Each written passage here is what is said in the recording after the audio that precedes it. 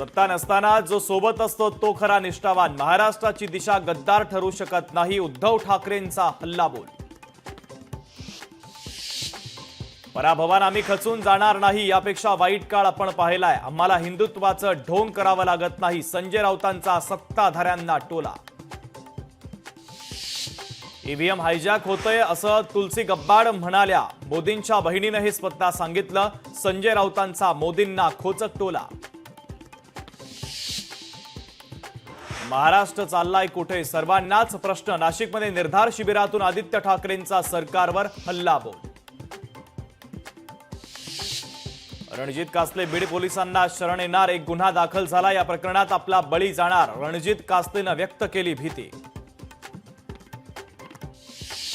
पद्मविभूषण कुमार मंगलम बिर्ला यांना यंदाचा लता मंगेशकर पुरस्कार। अभिनेत्री सोनाली कुलकर्णी, श्रद्धा कपूर, सचिन पिळगावकर, शरद पोंक्षेंनाही पुरस्कार घोषित। सरसंघचालकांच्या हस्ते होणार पुरस्कारांचं वितरण।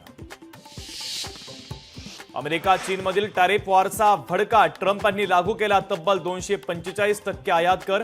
अमेरिकेनं चीनवर लागू केलेला आयात कर 8 पट वाढवला।